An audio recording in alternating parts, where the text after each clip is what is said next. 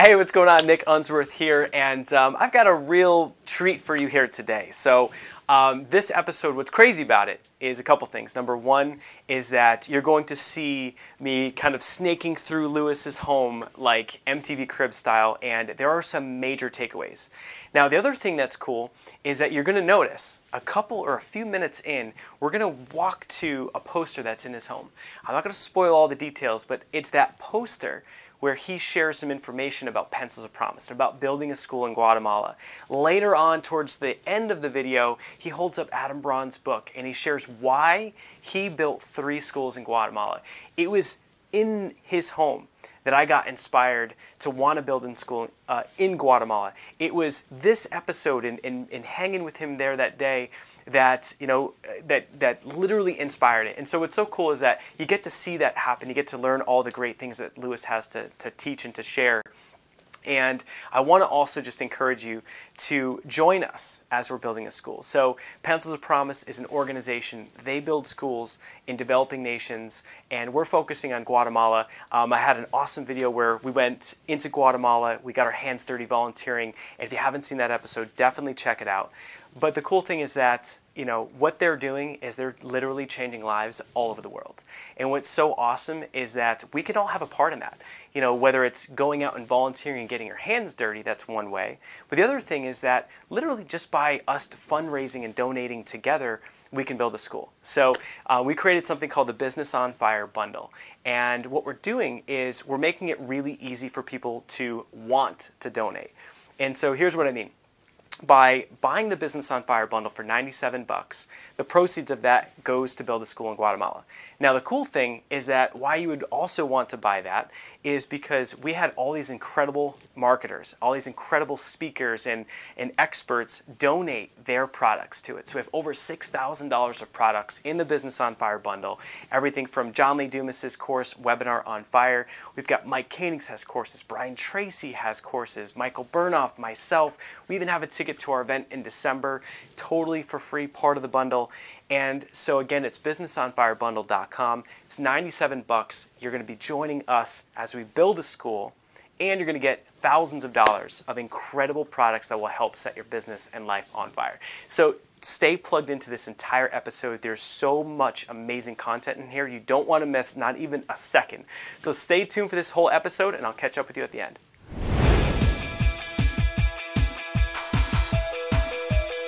Hey, what's going on? Nick Unsworth here, and I'm a kick-ass business coach, and I'm on an absolute mission to help you find your purpose in life, to help you love what you do for work every single day, to help you be the rock star that you are meant to be, to make more money than you ever thought was possible, and to have more time freedom so you can actually enjoy the life that you're living.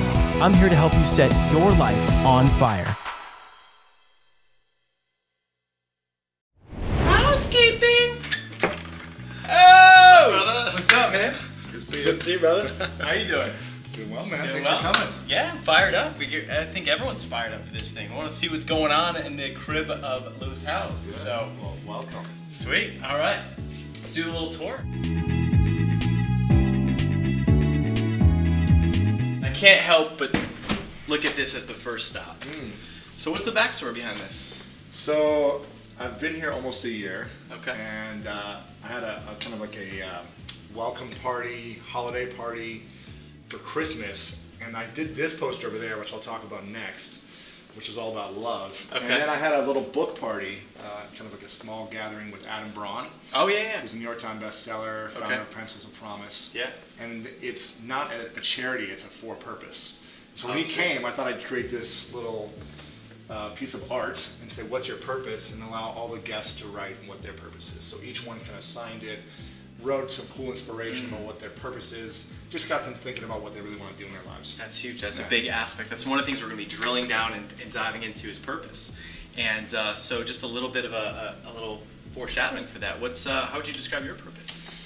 I think it evolves over time. Yeah. But right now, when I was 20, I just wanted to be a pro athlete. That was like my purpose. Yeah. Like just to be pro athlete, inspire others. To be their greatest selves. Yeah. Right now, it's to inspire 100 million people. Sweet. To discover and follow their passion. Okay. And make a living around that passion. That's it right there, light bulb fire.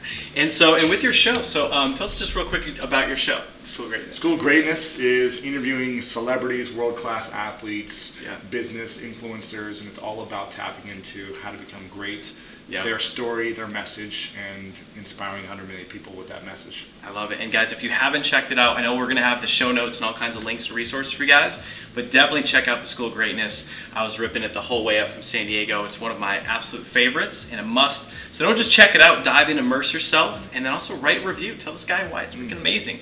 But all right, so let's check out what else we got over here. Yeah, this is one of my favorite pictures, actually. My good buddy Nick Onken, who's, in my opinion, the best photographer in the world, took this shot, and I thought I'd just create a great piece for the entire living room. It's kind of like living the dream right here, being inspired. I love to travel. This is actually real. I have not been there yet. Yeah. But that's where the Olympics are in 2016. Oh, okay. And it's my dream to be there in 2016 with the USA national team. It's like a vision board almost. With art. With art. Yeah. I love it. So that's that. This is the other piece I was talking about, which is Love Is. I just thought it'd be cool to, again, when people came for my kind of welcome party here and holiday party, I wanted to, and it was being love and Christmas and everything, and wanted everyone to write down what it meant to them. And again, had some great people here, some big hearts talk about what love is to them, very creative individuals. Oh, we need, so I can't help but ask, so what is love to you, man? I don't even know if I wrote on here. Lewis Howes, I am complete. So maybe a fan, maybe? No, here's what I said. Being a vulnerable, raw, open, and honest man without judgment. Bam. So, all right. That's what I put at the moment. That's it. That's it right there. Yeah, this is, I'll show you the kitchen. Cool. This is my assistant, Sarah, is incredible. She runs my entire life, business, personal life. She cooks for me, she does everything. She kind of works out of the whole place, but this is her spot. She's out of town right now, so she would probably be extremely embarrassed knowing that I'm doing this video shoot here without her approval of cleaning it first. And one thing that I do want to just bring up about that is, and we'll probably get to this as part of the lifestyle segment, but you were saying that, so tell us what she does for you and how this impacts your life and your business and everything about your world. She's basically a wife without being a wife. Okay. She does everything without the, the added benefits. Yeah. No, she's incredible. She manages my home. Yeah. Like everything that I need, food, cooking, cleaning, all my errands. She manages a lot of my business, email, scheduling flights, just planning my life in the future with what I'm up to, what's happening. I've got a lot of moving parts. She reads all these books. Authors send me a lot of books. And so she'll read them, take notes, and give me a cliff No way, you get the cliff notes? All the cliff notes. That's awesome. She'll bookmark pages for me to read. She'll write down 10, 20 questions, and then give me a brief 10-minute synopsis before I'm about to interview someone. So I've got the whole book in 10 minutes as opposed to... That's awesome. It takes me forever to read. Yeah. A lot, a long book. And so she makes it easy for me. She makes it efficient. And it's getting you prepped for an interview, getting you prepped for things so you're on the ball, on point, and...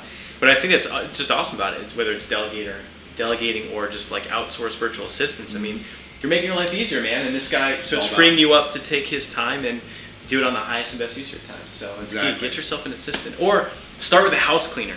That one little adjustment, for me, that was my first step into delegating. And as soon as it happens that first time, it's like, wow, it's not only spotless, but you didn't have to clean, and I can invest that time in something else.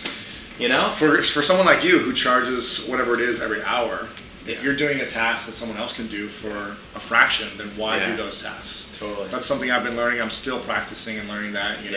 Figuring out ways to maximize my time, leverage it either for my own health and balance with just relaxation time, or using that time to build my business.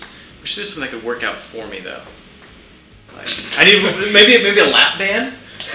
So those things work. The magnetic shockers that just shock your stomach and burn fat or something.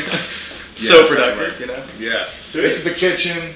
The best part about the kitchen is the view, in my opinion. I don't know if you'll be able to see it on camera, but just doing dishes and looking out all of the City of Angels is pretty fun. So. And so, what was it? And where are you from originally? From Ohio. Okay. Small town near Columbus, Ohio. Okay. Now, was it a dream to come out here, or did this kind of evolve over the years, I or never how'd you wanted- land here? I never wanted to come to LA ever. Yeah. I never thought I'd move to California. I liked visiting and Okay. seeing my friends, and people Yeah. were like begging me to move here. Yeah. And I was like, no. I was living in New York City a couple years ago, and I just fell in love with that city. It's the best place in the world. And I was like, The winters, though. The winters are horrible. Brutal. And I met a girl in New York a couple years ago. Okay, little love is. Love it. Yeah, Wasn't that exactly. Amanda on there, was it? No, that's another friend. I met a girl. Her name was Julia, and yeah, fell for her pretty hard. She was living here, and she asked me to come out. I moved, and it ended up not working out. We're still good friends, but I fell in love with the city in the process. The first year was a struggle, but now the second year, I'm like, Feels like home. so in love with this place, and it's amazing. Yeah. So. And what do you like about it, like work-wise, or just, I mean, is it the atmosphere, the vibe? I mean, or is there like a lot of business purpose to be into? You know, I kind of like the idea that I'd had a good run in New York City for a couple of years, built a foundation, have a great network with entrepreneurs, with influencers, but also with the media out there. Okay. So I go back and I do media stuff. Sweet. And now it's kind of like I'm tapping into the LA scene, the celebrity world, the media that's out here as well. Yeah. And it's good. It's Bi-coastal. Bi-coastal. So I'm going to be going back and forth a lot still. Yeah. Cool. And eventually I'll probably have a place there in the spring and the fall. And then here in the summer, skip and the winter. skip the snowy seasons. And the summer is miserable. Oh, It's so humid. so hot. Was it the concrete jungle and the pavement? It's so hot. It's brutal. And I sweat in the snow. So being in the heat is just hard. Yeah, and like there's trash everywhere in New York. And it's like, do you throw that at a 100-degree temp? It's crazy. This is paradise out here. It's pretty. I'm living the dream. I'm excited. Living the dream. This is it. Yeah, the fridge is empty right now, but I'll show you what I usually have.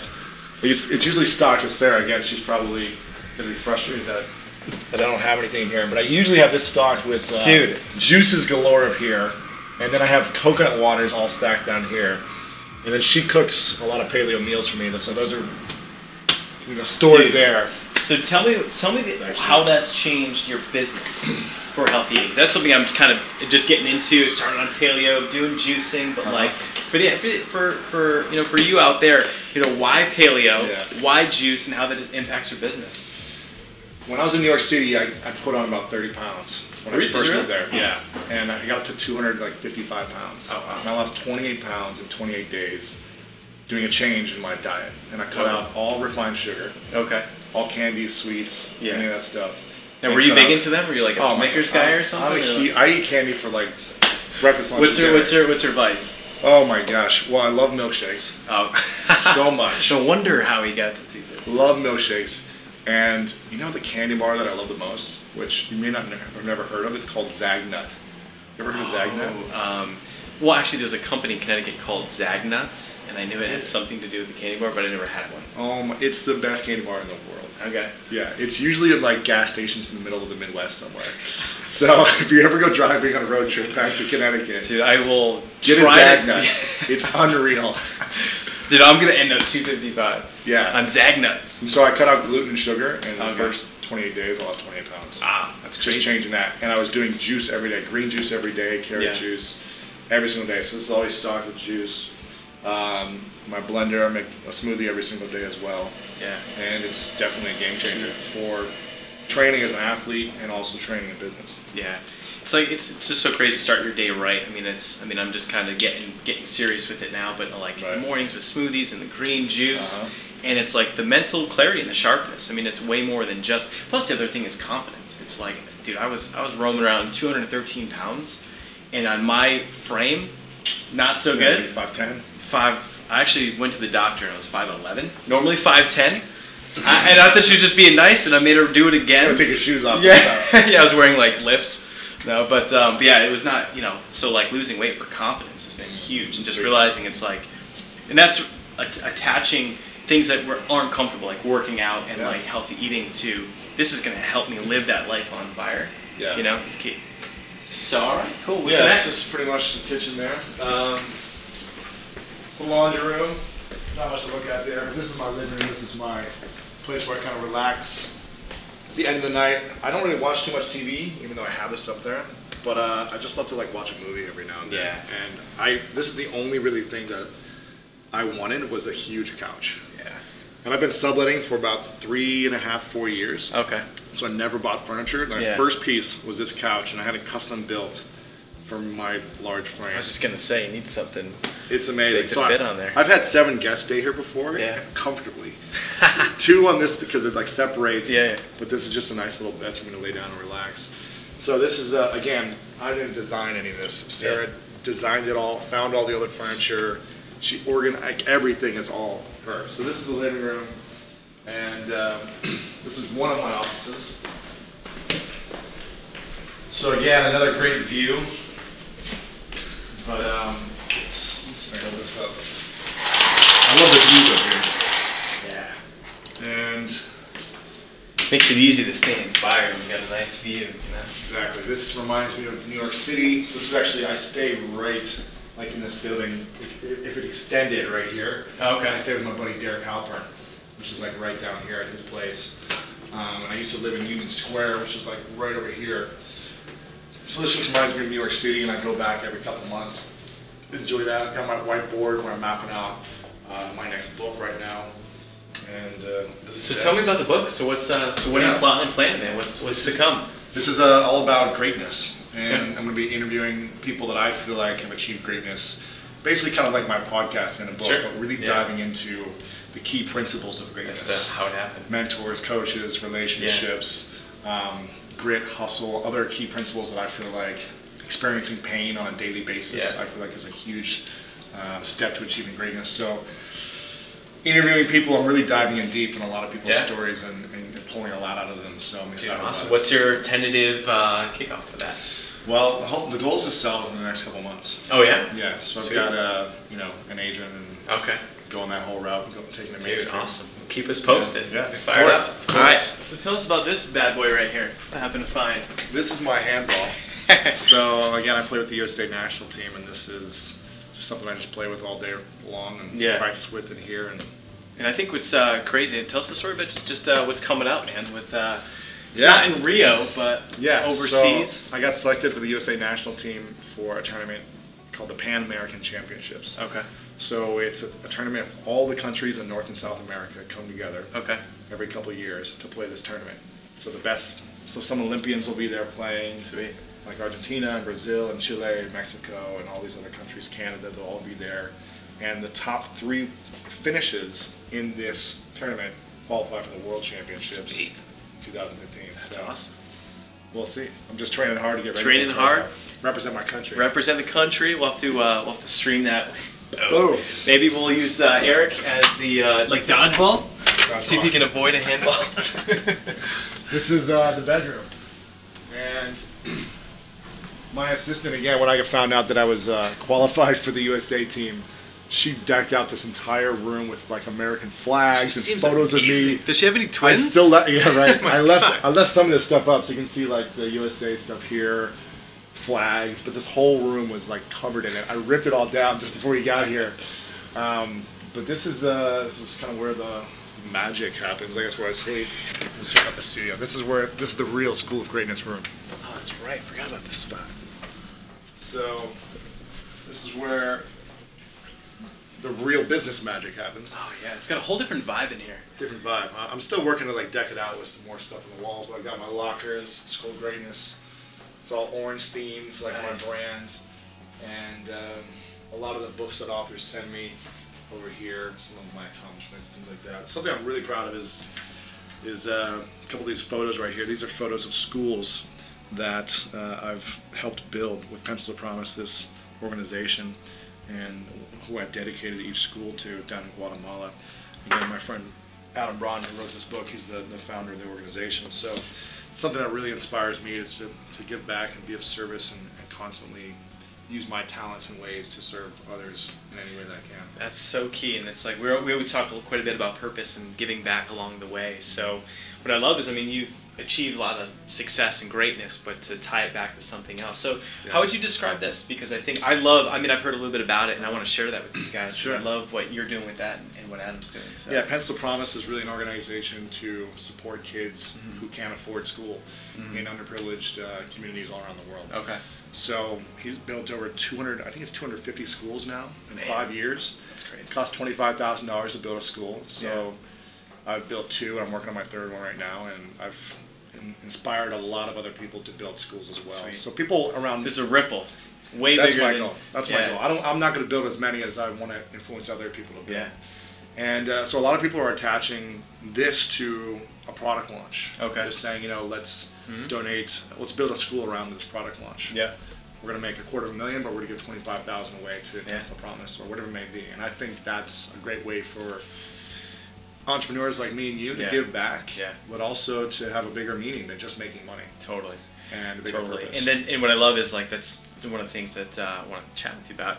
But as we're building out this launch, you know, our goal is to give back about $50,000 to charity. We're still trying to figure out exactly where it's going to go. We've got, you know, we work with foster kids, we mentor them, do some cool stuff. But it's like, what I love is that it's not just about you know, that one lump sum that goes out, the 25 grand. It's the ripple that you're creating. And I know by having him on your show, there's been so many other entrepreneurs. I mean, I talked to John Lee Dumas, and it's like he keeps coming up, and the awareness that's being created. And it's like, I think about it, it's like, man, if we can donate $1 million in our lifetime or whatever that number is, but imagine how many entrepreneurs that they only give back to the ripple that they create and they create and they create. And that's what's so exciting. And that's part of, like, my bigger purpose, and sounds like for you too. So that's freaking awesome. I'll show you the final key spot here. This is where I go every morning and every night. Might be a little loud, there's construction outside right now, but this is it, man. This is the Hollywood, the West Hollywood Hills over here. You got the Sunset Strip right up there. You got the Boulevard down there. Civic Design Center downtown. It's a little hazy today, but you kind of see the entire city out here. And a lot of people improving their homes around. That's why it's I love it. This is that's it, living the dream, man. Enjoying life. That's what it's about. Yeah. All right, sweet. So we're gonna go get set up and start breaking down some steps for you guys. All right, well, welcome back. I'm super excited to see what's going on with Lewis Howes and to pull out some of the nuggets and the wisdom on how he built this lifestyle and built the business, and how he's able to build schools all over the world now. And so where I want to start with this is I think of Life on Fire in four pillars, we call it. So the first one is mindset. And so I wanted to start there and kind of drill that down on that and drill into purpose. Then we'll move into marketing and then networking. That's one of the areas where I just see you. I mean, you're a connector. And shoot, you got me connected with people for Gary Vaynerchuk, got a crazy deal. And I love watching a true connector in action. And I mean, shoot, just even on the walk back, you're like, hey, I'll set you up with Pencils to Promise, those guys. So talk about networking for a little bit, and then we'll end with lifestyle and just kind of things you do to have a fully balanced and enriched life, because that's why I want to have you on this show, is that, not only for all the amazing entrepreneurial things that you're doing, but you're an example of having it all. And that's what this is about, is it's not just money, not just the view. It's kind of funny that we do the whole thing, with the material things, because we all know it's really a lot deeper than that. And so to hear, what some of your passions and hobbies, and shoot, handball and stuff. So we'll dive into that at the very end. So as far as mindset goes, what is it that has helped you to get to this level? And if you think back to some of the challenges in the journey that you've had, what's something that comes to mind as far as mindset and things that that you can do to get to that next level? Well, I think that each one of us have a lot of challenges that we go through growing up. And challenges from each stage of life, right? From like elementary school to high school to college to next level. There's all types of challenges. And we're all different. And we've all gone through a lot of pain. The pain looks different, but we've all had pain. Emotionally, physically, whatever it may be. And what I've been able to do personally is reach out to people that I aspire to be like, or that I'm inspired by, and get advice from them when I'm in pain. And get feedback on what I should be doing or what I can do to better when I'm in this pain, when I'm in a place of breakdown or confusion or frustration, where I don't know where to go next. And the mentors have really guided me and allowed me to know the right information, know the right steps to take to the next level. So I really seeked out mentors early on when I was in that position. Yeah. You know, I'm finding, I mean, for me, as many of these guys know, is like one of my aha moments was actually seeking out a business coach, and I wish I didn't wait till I was 30. Yeah. You know, and so so how did you go about that process, and when did that first start, and who was the first mentor? Well, you know, I think it depended on the stage of my life, but as a kid it was like my dad or my brother, right? And then when I was in high school it was my coaches. In sports, like each coach was a mentor in a sense, and teachers. And then after sports was done, I guess professional sports was done, and I was moving into the business world, I had a few different mentors. One, a friend of mine named Stuart Jenkins, he's still a good friend of mine today. He was the headmaster of my university. He also qualified for the Olympic trials and the marathon. He had invented a number of things before. He was really successful in a lot of areas of his life. And when I was trying to figure out what I was going to do next, he was one of the first guys I reached out to and just said, I'm in pain. I don't know what to do. I'm physically in pain with a broken wrist. Emotionally and kind of like spiritually, I don't know what to do with my life because my dream is over. What do I do next? And it sounds like, would you say that he was a guy that was where you want to be? Is that? Yeah, I mean, he definitely was a guy that's, you know, has it all in a sense. He's really got a successful businesses. He's happy. He's got a great family. He's healthy. He's in great shape, you know, well connected, all those things.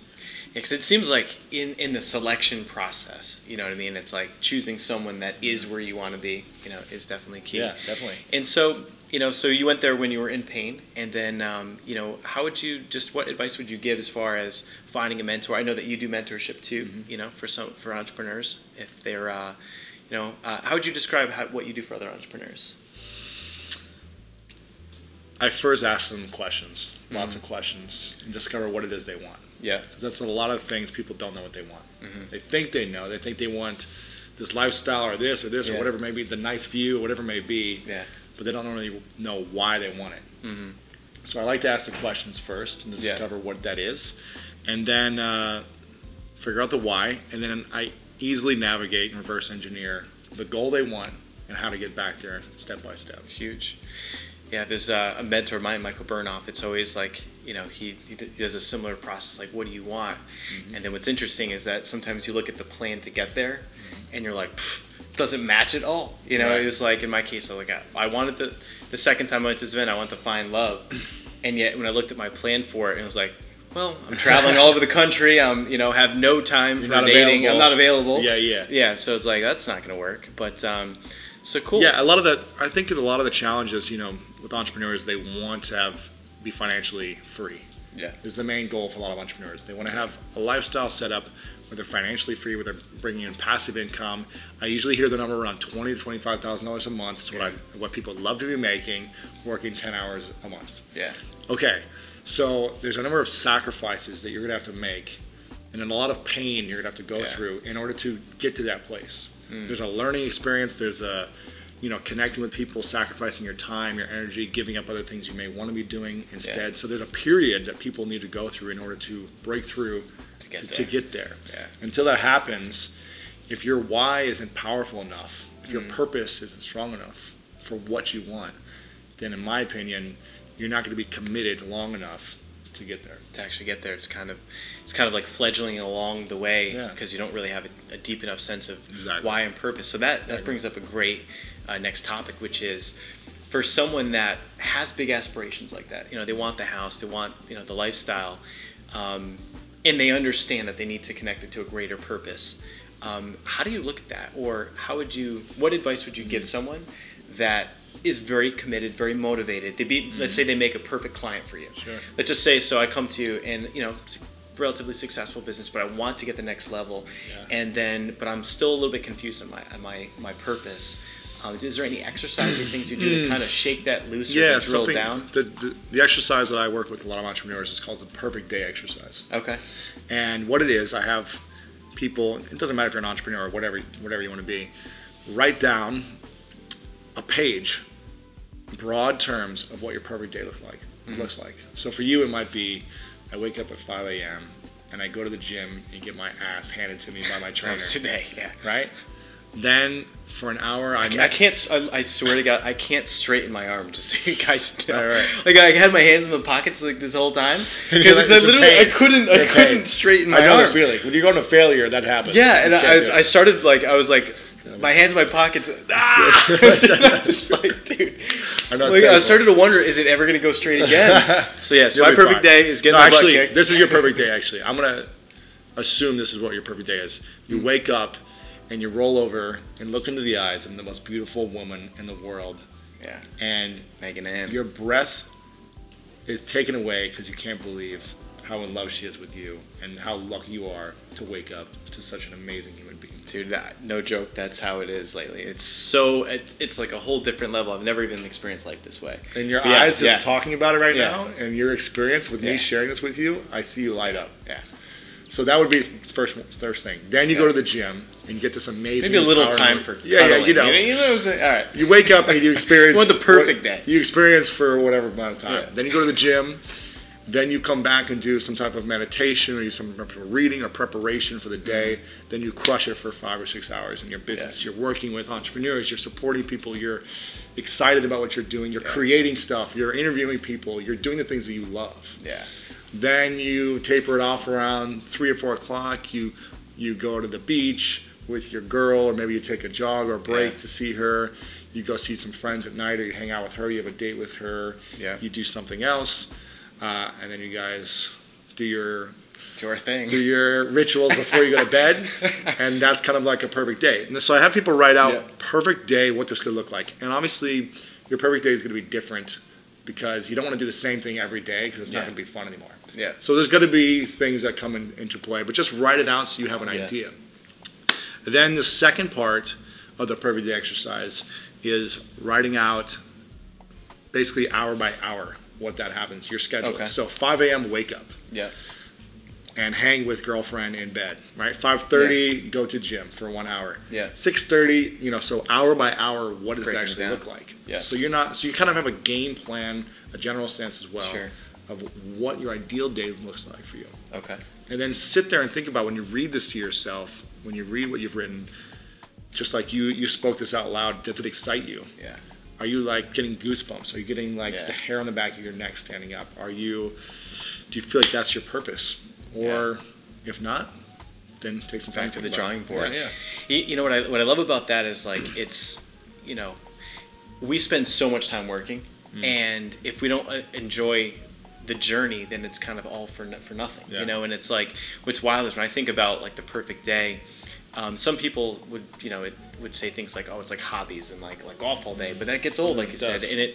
And what's crazy is like I get so much joy and fulfillment out of knowing that I put in work. Like I'm gonna drive home happy today. I'm gonna listen to other cool shows on the way back and I'm kind of taking today to like educate myself. But it's like, to shoot this and to know that this might be the one thing that someone needs that's watching right now, that could set them off. Like it could be the perfect day exercise for you right now that changes your trajectory, changes the course. And like that for me is so exciting. And it's like to be able to, feel accomplished at the end of the day. Right. I found that when there's even like sometimes on the weekend, if I don't do anything, it's a whole different experience like going to bed. Like I thrive on feeling like I've accomplished or helped someone that day, you know? And it's like, and that's, I don't know, I feel like that's it's a different way to live your days because you're making impact, Sure. And so tell us about, so we talked about it a little bit in the other room, but like connecting the perfect day. What I love about you is you've got huge visions of inspiring 100 million people. So what about advice on just how to tie this to a charity? Because I've seen some people are like, oh, well, we're going to do it to like, save the manatees, but it's not really compelling. It's like, they feel like they're supposed to, but how did you choose the schools, and how do you, how do you look at how to give back? For years I've been wanting to like be of service in a bigger way. I didn't have any money years ago, so I was like, all I can do really is my time, give up my time and my energy. But when I started like generating money in my business, I was like, okay, I know when I start giving this back, what's it going to be? For me, I'm a big believer in education. Yeah. Because my education growing up in traditional school was not good. I had an extremely challenging time learning I was dyslexic. I couldn't read. When I went to 8th grade, a private school, I had a 2nd grade reading level. They put me into special needs classes throughout high school. I had tutors, and I always felt very ignorant. I felt very stupid. I felt dumb. I didn't feel like I fit in ever in class because everyone around me was so intelligent. Yeah. And I was just this like ignorant jock that didn't know anything based on school, traditional school. Yeah. So for me, I understand the value of educating in a way where children understand it. Where they feel like they're heard, they're listened to, and they're getting results and they're learning. So when I met Adam Braun from Pencil and Promise, I saw that he was doing something great for kids who couldn't afford school and creating great education, the best education for them in their countries, for people that couldn't afford it. For me, I thought that was something admirable, something that I would love to be a part of, to even build one school. I thought would be great. So that's why I joined them. And off camera for a second, we were talking. I mean, what's so crazy about it is like it's a legacy that you're building. Yeah. So tell us about the schools and how they're dedicated. Yeah, it's cool. I mean, they don't have to do this. It's not like they need to. But Adam Braun, the founder, he wanted to dedicate a school. His first school, he built it to dedicate his grandparents. Okay. And for kind of like the legacy that they left for him. And I was like, man, that's so inspiring to give back to your grandparents. Yes. To like for the journey that they went through, the pain, the struggle, so that you could have what you have now. Yeah. And so what a way to honor them. What a way to honor them. You know what I mean? And I was like, I want to dedicate one to my parents for like how they raised me and how I am Were now. you troublesome at all or no? I mean, not like my brother. My brother went to prison for 4 years. Was he younger? He was 11 years older than me. Oh, older. Yeah, I mean, I was the youngest of 4. Okay. So my older siblings were pretty troublesome. Okay. I was like a little brat. Yeah. But, I mean, I got in trouble, but I was more of just like a brat. Yeah. But super grateful from both of my parents for what they each taught me and what they continue to teach me. It's becoming, a loving human being in the world.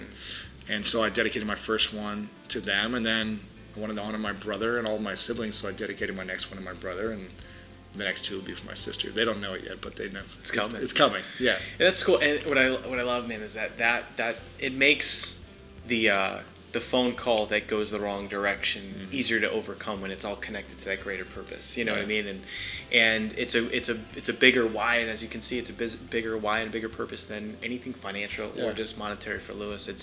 It's the legacy. It's the school that's dedicated to your sister that is going to help. How many kids do these things serve? Man, like it's a couple hundred, like every kids every like couple years. So it's like there'll be thousands of students. It's crazy. Yeah. And that's awesome. So I love that. Well, that's cool. So I think we've kind of started with mindset and things that you've done. You sought mentorship. Yeah. You also then came back and looked at, dug deep and figured out your why, your purpose. Yeah. We did the perfect day exercise. What about staying sharp? Staying sharp right now, and I think one of the things that I've just immersed myself in personal development, and it sounds like you do the same. Yeah. So what would be some tips for an entrepreneur, whether it's books or maybe that conference or something that you're into to get to that next level? Stay sharp. I think it all depends on where you're at, and I'm probably going to say something that's not the most popular thing, but I would say don't beat yourself up when you don't feel like you are where you're at. So you may feel like, I'm not where I want to be. I'm not physically fit. I'm not making the income I want to make. I don't have the relationship. Yeah. I would say the first step is not to beat yourself up. Okay. And this is something that I was the king of the world of doing for many years. When I didn't feel like I had what I wanted, I would just beat myself up. And even when I did get what I wanted, I would beat myself up because it wasn't good enough. So I think the first step is like acknowledging where you are currently. So here's where I'm at as a human being. Yeah. This is what I've created in my life. This is what I'm creating. This is how I feel. Yeah. This is how I look. And acknowledging all the great things about me. It's huge. Without being egotistical about it, but just being like, I'm so blessed and grateful for what I have. It's huge. Goosebumps right there. Starting from that place, and then again, acknowledging where you are each day, where I am each day, as opposed to, here's what I need to do to get better, better, better. Take a moment to acknowledge. And then to get sharp, I think it's important to always have a coach. Yeah. And this is why people should be signing up with you, with Life on Fire, as your coach, because you're always going to improve when you have someone else who's an outside perspective, showing you the mistakes you're making and helping you stay on track and keep you accountable. You're always going to get better having a coach than not having a coach. Totally. It may not be the right coach. If you're not getting better with a coach, it may not be the right coach, so you need to shift it. But I'm sure all of your students are getting better in achieving the goal that they have set out originally because they have you supporting them. So it's extremely important to have a coach. All the best athletes in the world have coaches. A lot of the big CEOs in the world have some type of coaching or leadership program they're in, or executive retreats that they're a part of that they continue to get sharp with. So I would say whenever I have a coach, I'm on point. A lot better than when I don't have a coach. It's not to say I get everything done always, but I'm on point. It makes better. it a heck of a lot easier. And it's like if you've got someone that's where you want to be, you know, it's kind of like I think of like with John Lee Dumas. I mean, you know, reaching out to Jamie Tardy, where she was where he wanted to be, hiring you as a coach, and then you took. I mean, it's like I love hearing, you know, his stories about you and how that's changed. You know, you got him to do Podcaster's Paradise, and it's like his income reports exploded.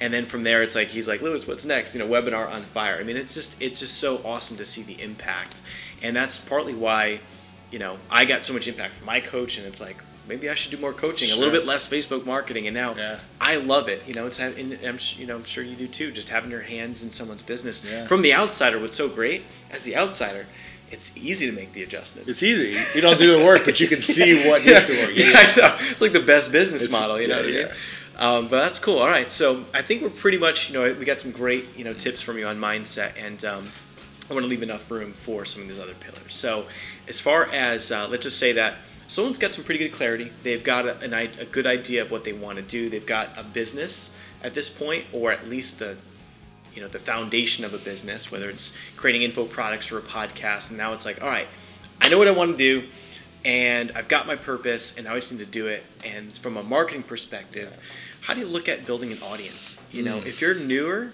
where do you start, and what have you found from your experiences to be helpful? Two important things to start with. One is your brand, and two is your list. Those are the things that I would invest in the most originally. Each year I try to increase my brand and my list. And there's a number of ways you can do both of these. With the brand, this is my opinion, I highly believe the design is crucial to differentiating yourself from everyone else who's trying to do similar things in your industry. Doesn't matter what you're trying to do. In any type of business, online, offline, doesn't matter.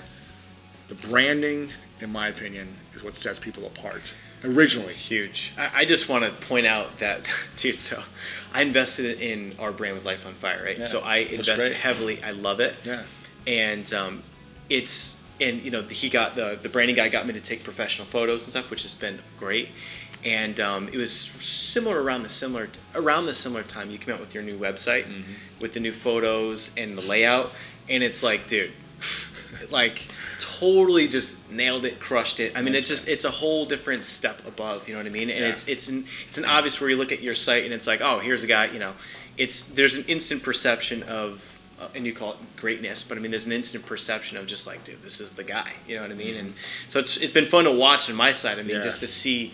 You know, and I've got a couple like things I'll bring out, but just to see from the LinkedIn book to like the site, and you're always just up leveling yourself every step. Trying to improve every time, every chance I get it. I mean, and for me, I didn't know a lot about branding.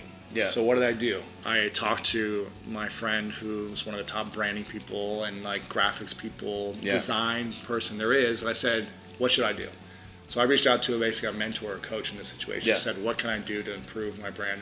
Here's what I represent. Here's who I am. This is what I like to portray. I just don't know how to make this look good.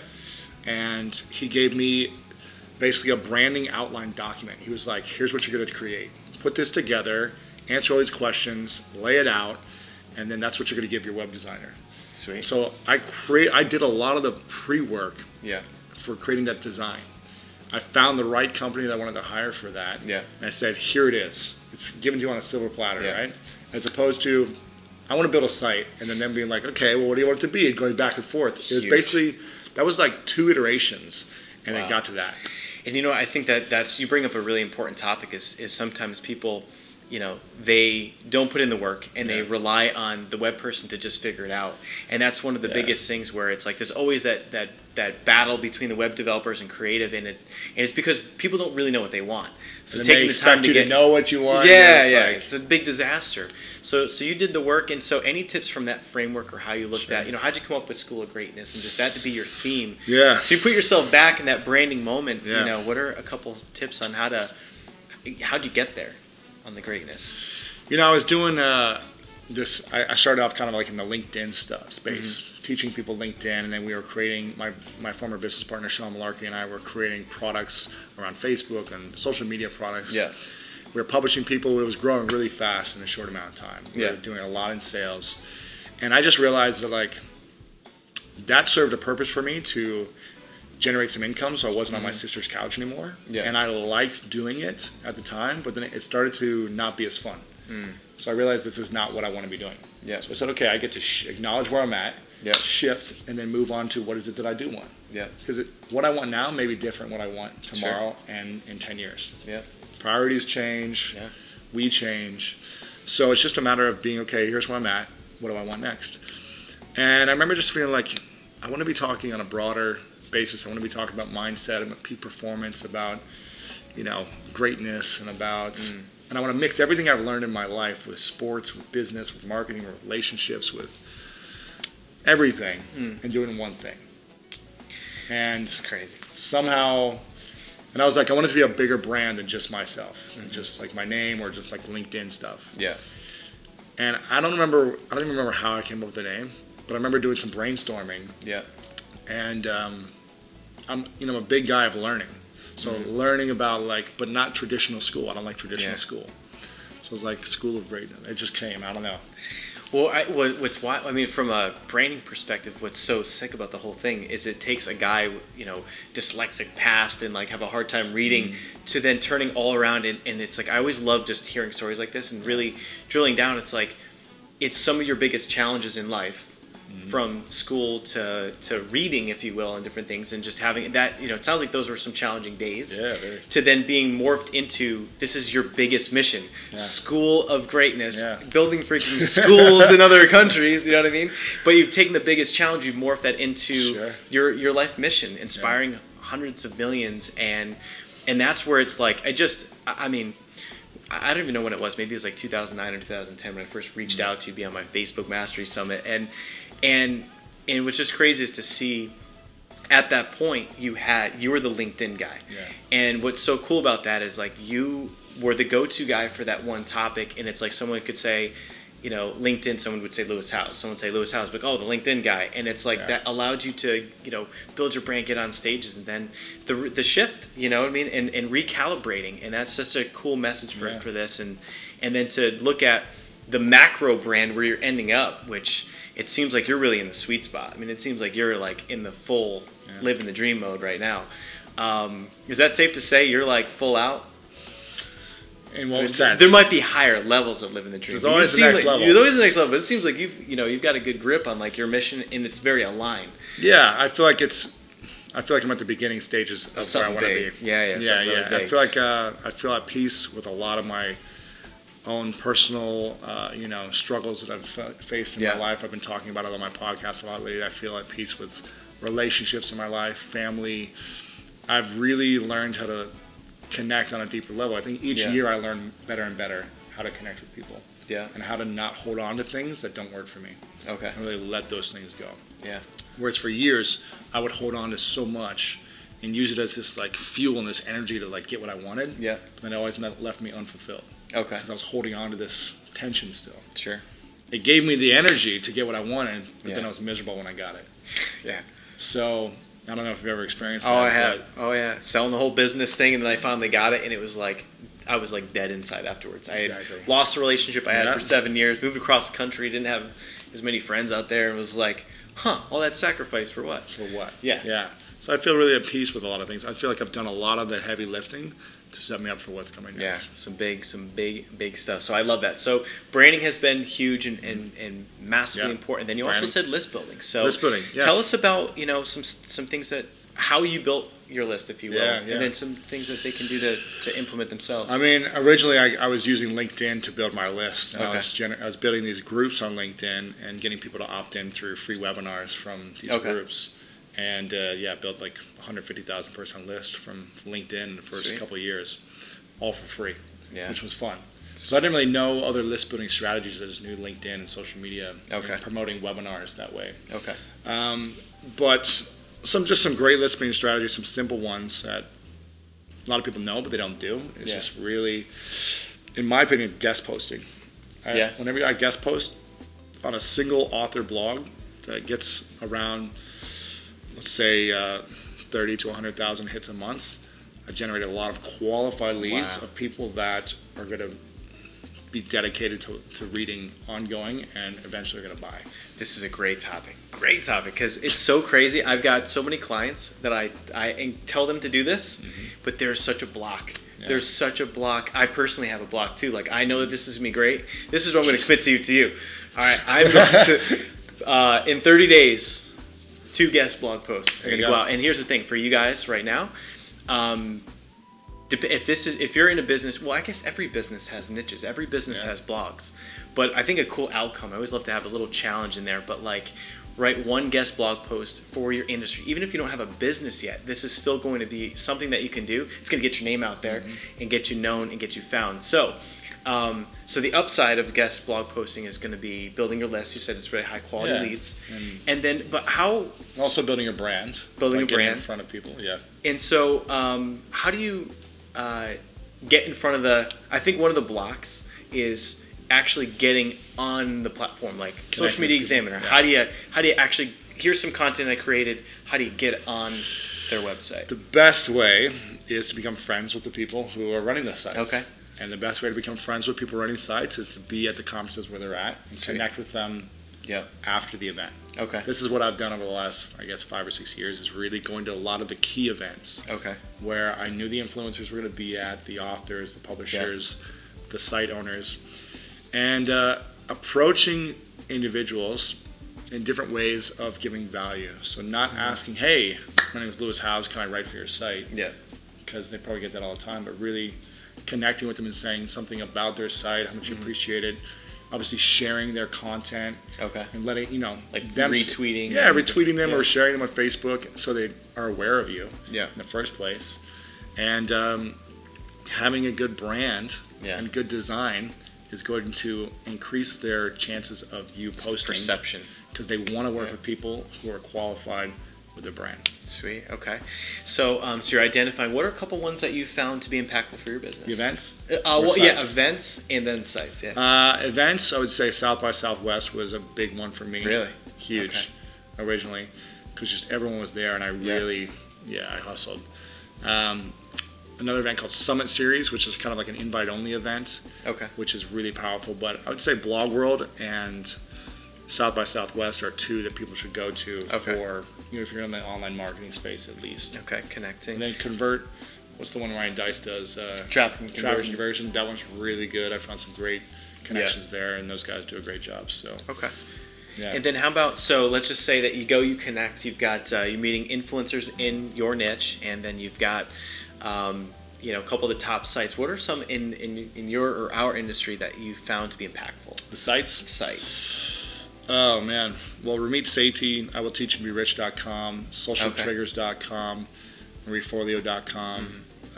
Tim Ferriss's site is huge. I mean, whenever I leave comments on his site, I'll get like a few hundred hits back to my site just from like leaving a comment sometimes. That's crazy. I'm like, blog commenting still working. It still works, yeah. Interacting, you know what I mean? It's engaging. Entrepreneur.com is big for me. I get a lot of traffic from them. I write for them every week. And what I love about that is it sounds like, with Entrepreneur.com anyway, I mean, that's not only just you're getting seen in there, but I mean, how much credibility, or perceived credibility anyway, comes from being on there, and I think you even mentioned it on your site, of course, as seen on, and so it's like, what I love about this strategy is that you could literally choose your niche, get clear on it, get clear on your why, and then go write a blog post and bring it to Entrepreneur.com and quote, come out of nowhere. Like, you could be the next person that just comes out of nowhere. It's like the Twitter expert. You know what I mean? And I'm going to challenge AJ. He's one of my fire starter elites. He just came on board the big level. And I'm going to challenge you two here. You got 2 guest blog posts to write as well, buddy. 30 days. But 30 days. But it's like for this guy, it's like he's so fired up. He's got such good content. And it's like for him to be seen on entrepreneur.com and then to be involved in that community, it's crazy. Yeah. So. Okay, so that's a big leverage point. And then as far as marketing, what about advertising? Do you dabble some paid media, or you? I have never needed to. If you didn't catch it, there's a little sigh coming out of there. But is it time? It's coming. Is it Dumas? Is he like? No. Brian Moran has been in my ear about it for a while. Brian Moran? Yeah. The Get 10,000 Fans guy? Yeah. And he's a good guy. I've just never needed to, and I don't think I need to now. I still feel like I need to, but I want to. Yeah. Because I want to accelerate my list building. Yeah. And I feel like Facebook is the way to do it still. Oh, you're gonna you love obviously know all about it. Yeah. So. When you dive in, you're gonna be like, oh, dude. Yeah. It's amazing that you built without it. Yeah. And it's gonna be like dumping gasoline on what you've got going on, and you throw in some retargeting where you're all over Google and stuff too. Yeah. Man, forget about it. Yeah, that'd be fun. I'm excited. Okay, a little. Here's the thing. I like to do the things that I focus on the things I'm really good at. Yeah. And I'm not really good at that because I've never done it. Yeah. So I'm going to have some people support me in setting that up and making it happen. Yeah. But again, I think a lot of entrepreneurs, they'll try so many things that they feel like they need to. Yeah. And then they forget about what they're really good at. Huge. And for me, I want to continue to always focus on what I'm good at. Always learn new things as well and get good at other things, but stick to my core focus on what I'm great at. That's so key. We get spread so thin because we feel like we're supposed to do everything, and if we just stay with what we're good at, make it so much easier. Okay, so marketing is pretty dialed in. One last thing on marketing, though, just tell me about podcasting and any just when I say podcasting, what comes to mind, with your show? I mean, fired up about it. Dude, I'm so excited about it. Yeah. It's been a game changer, and it's only just began. I started it just over a year ago. Okay. It's I started out getting like a couple thousand hits an episode or whatever. Now it's 200,000 downloads a month and growing. Great. And I'm just doing 1 or 2 episodes a week right now. Yeah. So it's been just a fun way to connect with people all around the world that I don't know. And get messages from them saying that there's that one thing you said that shifted everything for me. And now I'm on this path, which I'm so blessed and grateful to be on. It's just it's a fun way to share my message with the world and inspire other people to live the life of their dreams. So I'm excited about it. I know you're excited about it. I don't know. I mean, it's like to take, if you've got a message, and I think for everyone, I mean, we all have something inside of us. We're all here for a reason. Yeah. We all have a real purpose, whether it's something that we find inside or it's spiritual or God's purpose, but it's like, what a venue. I mean, to be able to put something out on iTunes and if you just follow the steps, you get, the free traffic on iTunes for the first 8 weeks. And but what would you say, how, for a lot of people, they can get onto iTunes, right? And they can get that early new and noteworthy action. What would you say has been some leverage points to get you from there to be at the top, one of the top shows in all of the space? I mean, I would just say follow John Lee Dumas' information on that, but it comes down, because there's so many new podcasts coming out now, I believe it comes down to the quality of the production and the quality of the guest. Okay. Because I feel like everyone's interviewing the same people. And saying the same things, at least in the entrepreneur business space. It's like, how are you going to listen to everyone's show when they're all interviewing the same people? Right. So what I've tried to do, like I do with my branding and my site design, is differentiate from every other podcast out there. Yeah. Really differentiate with the type of guests I have on. I don't feel like these guests have been on any other podcast. A lot of these guests. The style of show, the type of questions that I ask, I feel like is different than what everyone else is asking. Not that everyone else is wrong or better or worse, it's just different. Yeah, it's huge. So I'm just trying to find that different audience that really wants to learn in a unique way. That's awesome. All coming back to the school of greatness, man. Yeah, baby. That is awesome. And that's so important. Just zag when everyone else is zigging. You know what I mean? And that's why that's why we have Eric here. What's up, man? We've got the cameras. It's because we want to be different. Because it is becoming a crowded space in the entrepreneur category. What's exciting is that if your niche is outside of this, it could be anything from health and wellness to it could be about horses. It's like who is it that just launched a fishing podcast? I think Ed Rush, Mike Koenig's guy. and it's like it's crushing in that niche. So it's just a lot of opportunities. So if we this pillar is always a little bit faster. We already touched on it a little bit, but the networking side of things. Yeah. You know, I think for you, reaching out, going to events, surrounding yourself with the right people, getting the FaceTime with those people, so that as you're posting and tweeting, you know, they're seeing you and allowing you to guest blog posts for them.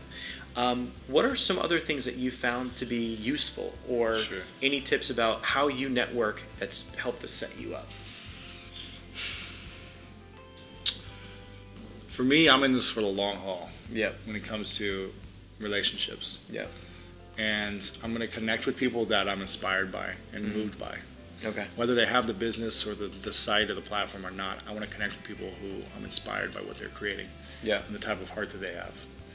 So when I connect with someone, it's never about like, let's do business, let's do a deal, let's do this, let's do that, where I feel, and you know, maybe there's times that I have done that, but I'm just not aware of it, but I really make the effort to not start that way.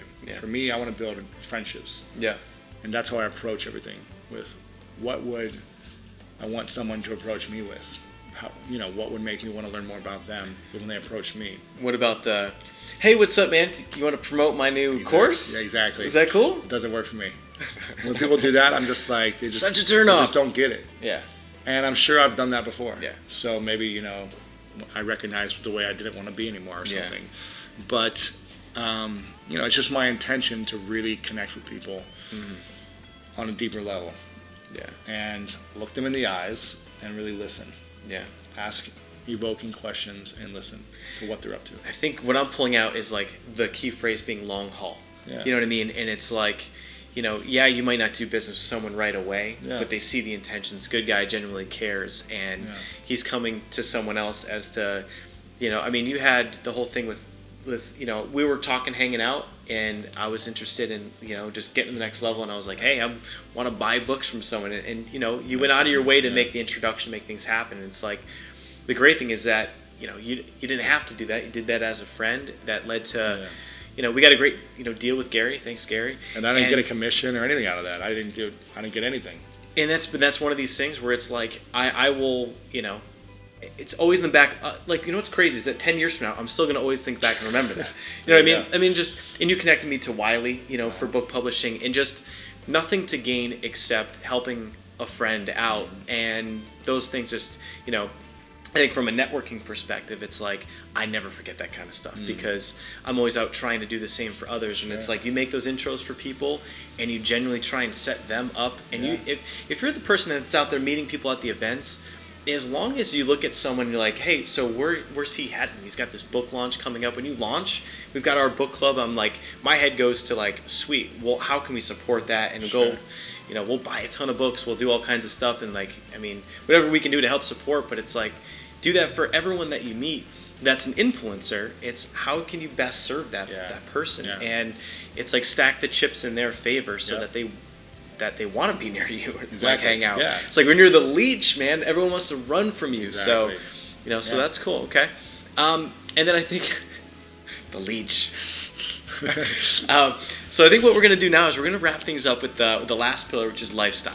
And that's what I love about you, is because a lot of times people can make a lot of bucks, they can have this sweet, you know, pad, but if you don't have happiness, you don't have fulfillment, you don't have a good lifestyle, then it's all for nothing. So we heard a little bit about handball, but what else happens in the life of Lewis Howes that keeps you fired up? What doesn't happen? What doesn't happen? I'm just kidding. Yeah, for me, it's setting up my business and my daily life to do the things that I love, that fire me up. So some things I love doing is pursuing my dreams, which is one is handball, pursuing an Olympic dream. Okay. I'm on the USA national team, like I mentioned. I'm a big fan of dancing. Believe it or not, I love to salsa dance. Okay. So my intention is to go out at least once a week. There's hearts melting all over right now. I've been doing this for 8 years. You are single, aren't you? Yeah, I'm single. This is how I can try and help. No. But we're gonna put Lewis' phone number at the bottom. I'll filter the calls. I'll weed him out like the assistant. Yeah, exactly. No, I love to go salsa dancing. I love to do a lot of personal development. I do a lot of trainings to learn about myself and to improve my skills. I'm in a program right now we're reading like every leadership book there is. I have a mentor that I talk to every week. Sweet. I have a group of other leaders, and we're all supporting each other to achieve our goals. So I'm learning a lot about myself there. I do a lot of public speaking training. Just always trying to learn. That fires me up. Yeah. Learning in a different way, right? Not like traditional school, but learning in a different way. I really enjoy traveling and seeing friends all over the world. But mostly it's the creative aspect of dancing. I play guitar, playing the sport is an art for me. Yeah. It's creative. It's improvisational. Yeah. It's art in motion, right? And so in handball, how many people on the field for handball? It's a court. But it's 7-on-7, and it's like soccer with your hands. Or how fast do you think that you get that ball going? I'd say around 50, 60 miles an hour. Yeah, man. Has it ever just like hit someone like in I the hit face? someone a couple weeks ago in a tournament. I hit them, the goalie. I was probably about from here to the camera away. I was jumping and diving, and I threw it as hard as I could at the goal. The goalie's standing in front of the goal, and I threw it as hard as I could. And for whatever reason, I was too close to him, and I hit him right on top of his head. And he was wearing glasses, and the glasses shattered to pieces on the floor. And I instantly grabbed him and I go, "I'm so sorry, you okay?" Because it's really like a bad thing to do that. Oh, yeah. It's like it's unwritten rule that you never hit a goalie in the face. And so I was like, I've done this twice in my life. And I was just like, "I'm so sorry, dude. Are you okay?" He was like, "Yeah, I'm okay." I think I hit him like above in his forehead, as opposed to like if I hit him in his nose, it would be game over. Oh. But he was like, "Yeah, I'm all good." And he had an extra pair of glasses. I was like, "Thank God." Smashing glasses with Lewis House. Yeah, right. And the cameraman's wearing glasses. Just get ready. Get ready. He's like hiding behind the camera right now. It's like, dude, awesome. Well, so before we wrap up, we got one final last question. Oh, and snap. so this is I feel like we got a good, well-rounded, look behind the scenes here with you. And so the last question is just, what's something that most people don't know about you? So this might be something that, it's the girl you might start dating after this episode that she doesn't find out until month 4. Something that not everyone knows. Well, the first thing that came to mind was something I just revealed last week in a podcast about something that happened to me when I was really young, and I'll just let you guys go listen to that if you want to. But something else, maybe a little lighter. And that's a great episode, by the way, too. Yeah. The Jennifer Page, she's amazing. Love you, Jennifer. And guys, definitely check that one out and check out the School of Greatness, because it's something I tune into and I love it. And I think like exactly what you said about being different and then having different style guests. And it's just a whole different spin. And I find it to be inspirational, yet also has tangible tactics to get there. Yeah. To live the life on fire, live the dream. Yeah. Something people don't know about me. Man, I'm a pretty open book. Yeah. Let me think. What about I would, you know what? Something people don't know about me is maybe I would hate to die without having a family. I think I would hate to die without having like the woman of my dreams next to me every night, experiencing what that type of love feels like. Yeah. And what it feels like raising a child. Huge. So I think that's I don't know if I've ever really said that to anyone, but it just. Well, it sounds like it's one of the. And how old are you now? 31. 31. Yeah, I don't feel like I'm ready for it right now. Yeah. But I know it's something I want. Yeah. So it's like, when am I going to be ready, and when's it going to happen? I don't know. It's crazy. I'm 32, and it's one of these things where I don't know. I was at that last event, and I hit this point where it was like, I don't know. I don't think we'll ever really be ready, because your life is always going to be nuts. So you're always going to be living the dream, traveling around, flying. Yeah. But it's that point where it's like you look at all the things you're doing, and it's like we're fulfilled by helping people, we're fulfilled by giving back, we're fulfilled by just doing cool stuff. Yeah. But then it's like, man, wouldn't it be nice to have someone that could like be there with you, like flying around the handball thing, I never had. That love, Yeah. and so it's like the Burnoff guy, I look down, I'm like, all right, business, did that the last event, cleared some limiting beliefs, and then on the love side, it's like, why don't I have it? And it's like creating that plan, to drill down and find it. But yeah, man, it'd be awesome when you got it. Yeah. It'd be fun. So when you see on Facebook it says relationship status in a relationship, Then you'll know that I'm on that batch. Dude, that I know we were talking off camera about that. I know I pushed that nuclear button and said I was in a relationship. Man. And for us guys, like, you gotta really know that girl. Yeah. And so if you're a woman and the guy's dodging that for 4 or 5 months, then Something to question. something's up. It's a big deal. Dude, awesome. And so I think this wraps things up, man. Awesome time. Thanks so much. Brother. I think we may have to now go and dabble in the tequila, which is probably a $1,000 bottle from Tim Ferriss that's on your fridge. But, I mean, no better way to christen this episode. You want to get a sip? Are you down? Let's do it. Let's do it. We gotta do it. All right. Let's do it. So Tim Ferriss sent me this recently. I was helping him set up some stuff online. And what does the note say? It just says, "You rock, Tim." And so he's like, "I'm gonna send you something," and it's like this amazing bottle of sipping tequila. I don't drink. I don't know if he knows that or not. But doesn't drink. So I just want to personally say, Tim, really appreciate it. Thank you. Since you saw it and you asked and you wanted to try it out, I figured we could try it here because I don't know when I would actually ever try this. So I don't even better know. time than right now. It seems like a limited edition type of thing, but from Mexico. It's a bottle number, lot number, date, and sign. Wow, there you go. That's crazy. Something tells me this is going to be extra delicious. And this is what I like to do during my day. So my perfect day starts with getting up, going to, driving up to LA, hanging out with Lewis for a little bit, sipping on some amazing tequila. I've never opened a bottle of tequila, nor have I had tequila. I might have had a sip once. Oh man, it smells like fire. Like it's a straight alcohol. All right, that's probably the most alcohol I've had in like a year. It's here. All right. Well, I guess we gotta cheers What do we cheers to it. It's building a school. Until life on fire. To life on fire. Cheers, guys. I'm scared. Wow, it smells strong.